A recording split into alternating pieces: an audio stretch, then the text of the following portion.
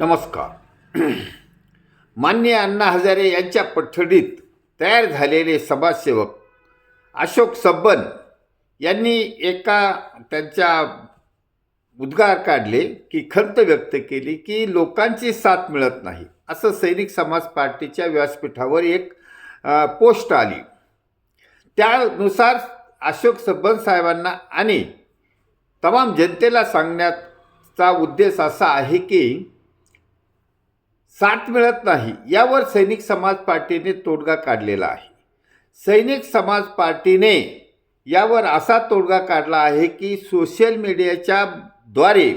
मीडियाच्या माध्यमातून देशातील जनतेपर्यंत संपर्क साधला आहे आणि त्या आधारेच जसं की माननीय अण्णा हजारे आणि अशोक सब्बन तुम्ही 4 मंत्री आणि 400 अधिकारी कामाला लावले हा इतिहास आहे.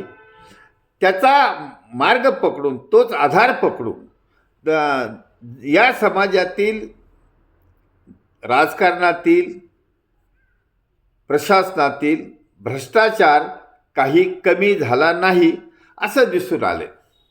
यावर सैनिक समाज पार्टीने मास भ्रष्टाचारी 90% भ्रष्टाचारी आमदार खासदार मंत्री प्रतिनिधी काय असतील ते अधिकारी वगैरे यांना एका ठोक्यात कसं बाहेर काढता येईल याच्यावर चिंतन मंथन केलं आणि त्यामधून असा निष्कर्ष निघाला की राजकारणात सक्रिय झाल्याशिवाय हा मास भ्रष्टाचार निर्मूलन होणार नाही.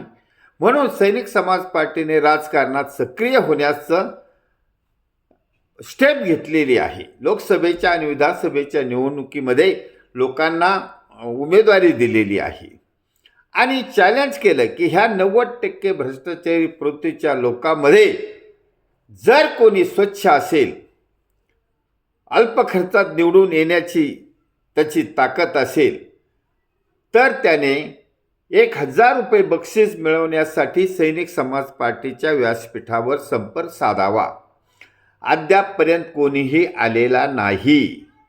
ही जाणीव आम्ही आम समाजातील नागरिकांना करून दिलेली आहे आणि आम समाजातील नागरिकांना पटलं आहे की या राजकारणात 90% लोक भ्रष्टाचारी आहेत, गुन्हेगारी प्रवृत्तीचे आहेत, गुंड प्रवृत्तीचे आहेत आणि ते भरमसाठ पैसा खर्च करून निवडून जातात.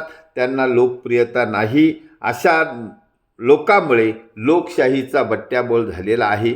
अशा लोकांना सत्तेबाहेर काढण्यासाठी आम समाजातील नागरिक, सज्जन मतदार सैनिक समाज पार्टीबरोबर येत चालला आहे.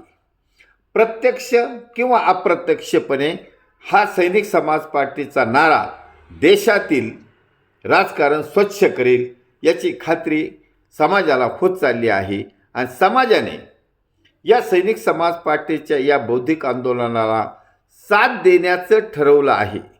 त्याचा प्रत्यय येऊ लागला आहे.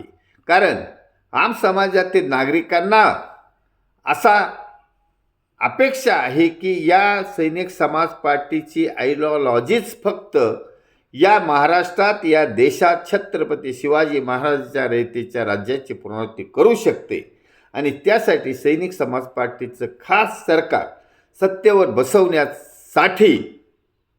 बसवण्याचं उद्दिष्ट साध्य करण्यासाठी आम समाजातील नागरिकांनी साथ देण्याचं निश्चित केलं आहे, पाठिंबा देत आहेत आणि त्यामुळे आम्ही मी हा उद्देशून अशोक सब्बन साहेबांना उद्देशून केला आहे.